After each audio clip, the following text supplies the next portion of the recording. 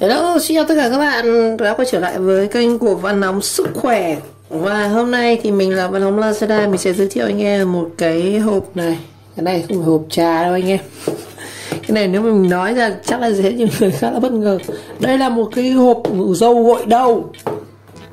Hộp dầu gội đầu mà nhìn nó như hộp trà vậy. Và ngày hôm nay chúng ta hãy tìm hiểu xem là cái sản phẩm này thì nó có những cái lợi ích gì. Và đây là cái sản phẩm khá đặc biệt. Vậy xem video clip.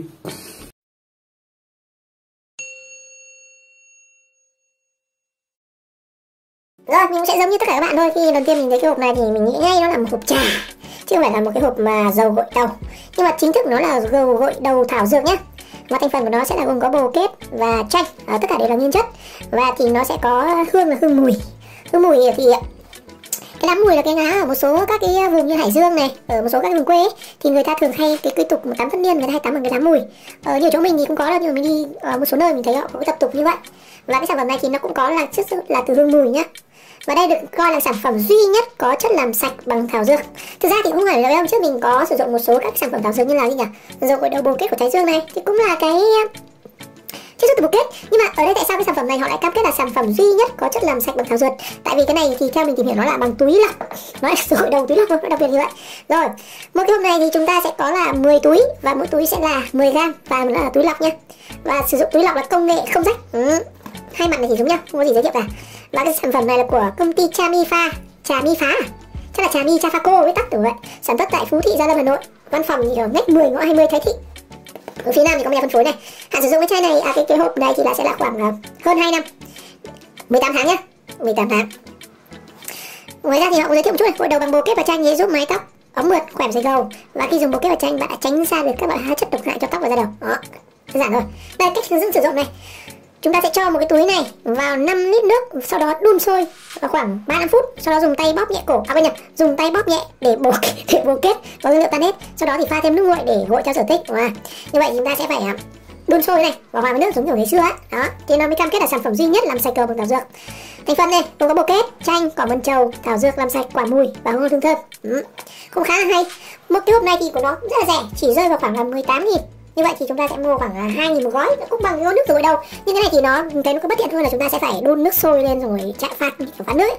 Hôm nay thì mình sẽ cùng các bạn chúng ta pha gội đầu thử xem nha. Mình lấy mình ra chuột bạch luôn. Rồi mình sẽ rạch ra nha. Ở ngoài này thì cái sản phẩm này có cả tem niêm phong nữa nhá. Cái tem này mình thấy nhiều, cái này bóc mẹ ra đâu nữa. Cái này có niêm phong nhưng bị rách hết rồi, nhưng mà ở đây họ gắn siêu nhá. Thôi thì được, chấp nhận được, tem rách nhưng gắn siêu. Rạch ra này. Chưa, rách rất thơm rồi các bạn. Mùi thơm lạ. Chưa ra được. Có gắn siêu mà. Gắn siêu các bạn phải rạch hết cả 4 góc. Rồi. Wow. Ở bên trong chúng ta sẽ có một cái túi họ hàn tiếp nữa. Coi như cái này nó cũng có siêu nhá. Bên trong họ lại hàn nước nữa đây. Bây giờ mình sẽ cắt thử cái này. Lấy thử một gói gội thử xem nào.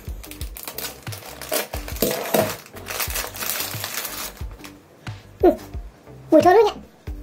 Nó có mùi xả, mùi hăng.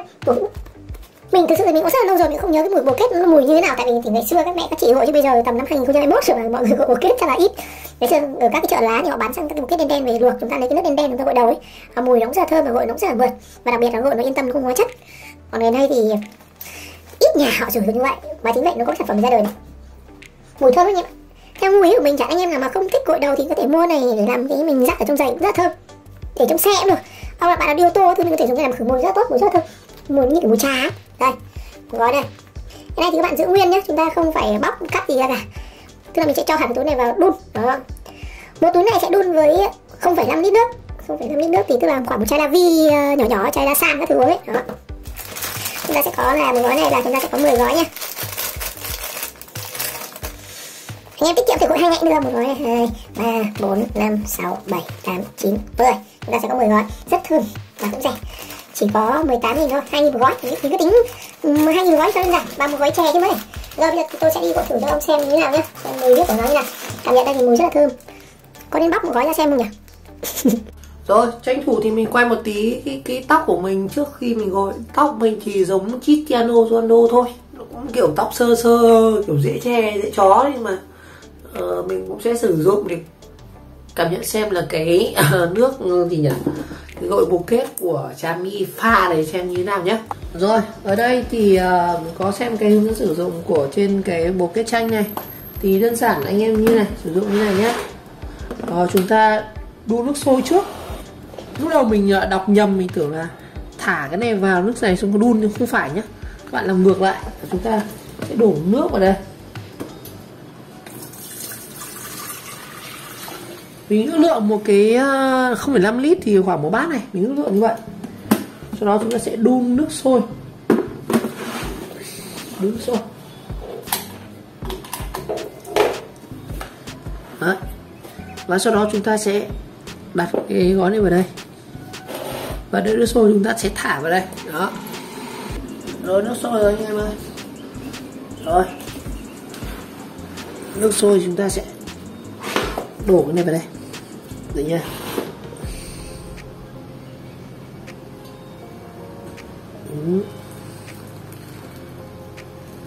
Ồ đây luôn.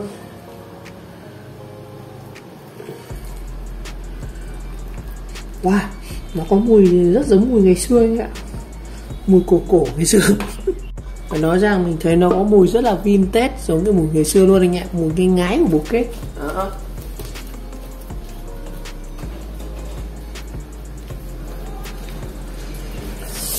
Đây nhá, nó phồng lên như kiểu trà Lipton luôn này. Ở đây mình thấy trong hướng dẫn là bảo dùng tay bóp, chứ mình thấy viết cái đấy có vẻ không ổn lắm. Nó đang nóng như này bóp thêm méo là được. Ít nhất phải bảo dùng được. Đây, cách dùng này. Cho nước sôi, sau đó khoảng 3-5 phút dùng để bóp. Như vậy chúng ta sẽ phải để cái này khoảng từ 3-5 phút nhé. 3-5 phút cơ.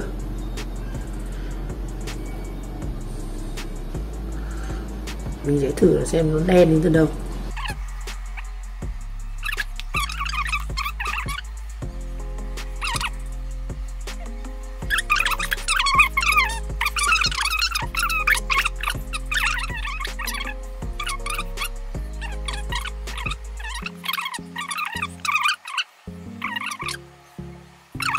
Anh rửa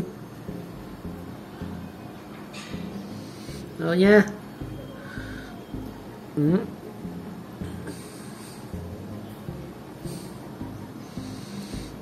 Đấy. Mình sẽ để một bát này, mình sẽ hòa hẳn với xô này.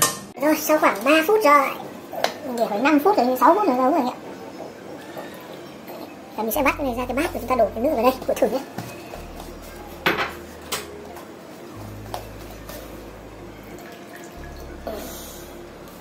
Đây, cũng ép cái nước, nhớ là ép cái nước rồi này nhé. Đó. Đấy. Theo mình hiểu như bên Trà My hướng dẫn là chúng ta sẽ đổ nước vào đây. Nóng quá. Đổ nước vào đây. Mùi rất thơm nhỉ. Rồi, và cái này này, quan trọng cái này anh em bóp ở trong này này. Đấy, mình bóp ở trong này nhá. Cho đây đủ. Bóp ở trong cái nước mà chúng ta chuẩn bị gội này. Một xô này thực ra là mình lấy ở minh họa cho các chị em tóc dài, chứ tóc ngắn cút này một xô này gội cũng bét xề nhè rồi. Đấy. Cầu kỳ nó như spa nhỉ, nhưng mà rẻ có 2.000 một gói. Đến spa các bạn gội 200.000. Bạn làm thịt thảo dược toàn hóa chất thôi. Cái này là thiên nhiên này, rất nhiều người thích cái này. Nó hoàn toàn hợp chất từ thiên nhiên, không có hóa chất, không có ung thư hết các thứ gì cả. Đấy, để cho nó mết cái này. Đấy, bạn bóp nhiều lần nhé. Đây, đá trong của nó này. Mình thấy nó rất là dai nhỉ. Bên trong có gì nữa, rất là dai. Tí cắt ra thử xem trong có gì. Rồi, đây là cái nước của nó này. Đây mình pha khoảng một bát ô tô con. Chúng ta sẽ đựng những chậu nước nữa nha. Chậu này mình nghĩ là gội đủ chị em rồi. Tóc mình chắc không gội hết rồi đâu. Nước có màu nâu nhạt nhạt nhá. Mùi thì thơm, như kiểu cái nước nấu phở. Thực ra không phải đâu, khó tả. Giờ mình gội thử xem như nào. Đầu tiên là mình sẽ gội trán trước. Chúng ta trán ở ngoài ấy, cho nó hết cái đất tiết ra kiểu cái tinh dầu ở cái đầu ấy. Nếu mà không để trán nó nước sôi thì nó luôn đúng tràn. Rồi. Trán khoảng 2 đám, cho mình gội đấy.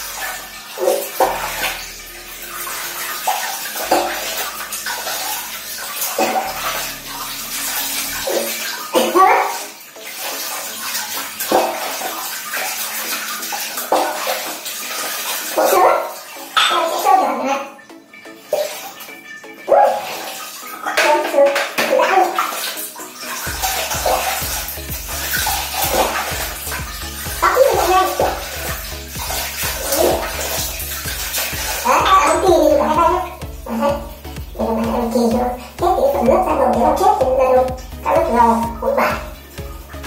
Đấy, rồi chúng biết massage tóc nó sẽ rất là thư thái.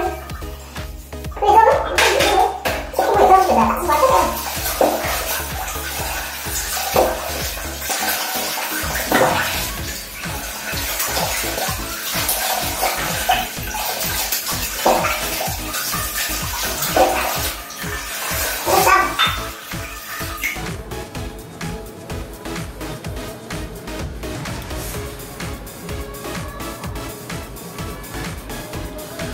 Nói chung đây, anh em thấy đây, tóc mình sau khi gội xong này, thực ra nhìn thì cũng chẳng như là Rondo đâu, nhưng mà cái cảm nhận của mình về cái dầu gội bồ kết này khi gội xong thì thật sự nó cảm giác nó rất là thư thái, như kiểu đi spa ấy. Nó không kiểu mình không bị tóc nó không bị khô như là mình gội clear nó rất hay bị tóc nó như kiểu nó cứ xô như xô cỏ ấy. Còn cái này rất là mượt, rất là sướng, tại vì hoàn toàn tự nhiên mà lá bồ kết các kiểu đó.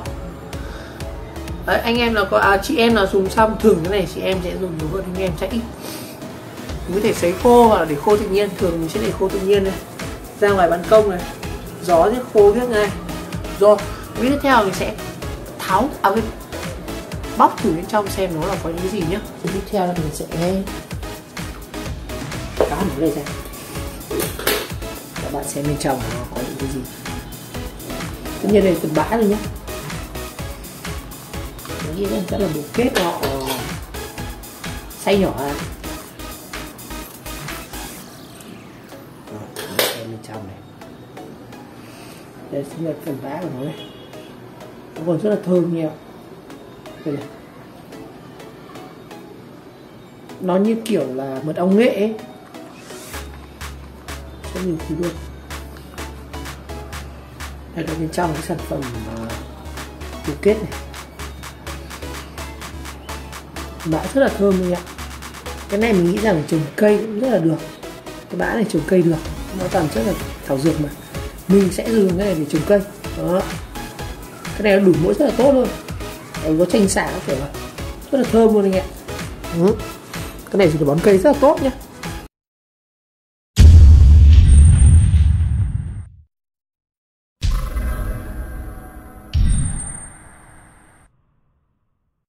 Rồi, và như vậy trong video ngày hôm nay thì mình là nhân vật trải nghiệm cái sản phẩm bồ kết chanh đến từ nhãn hiệu Chamifa gì đấy.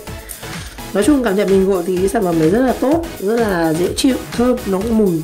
Gội xong thì nó không bị khô sơ như là dùng các cái sản phẩm dùng gội hóa chất khác trên thị trường. Và gội xong cảm giác rất là thoải mái, như cảm giác đi spa vậy.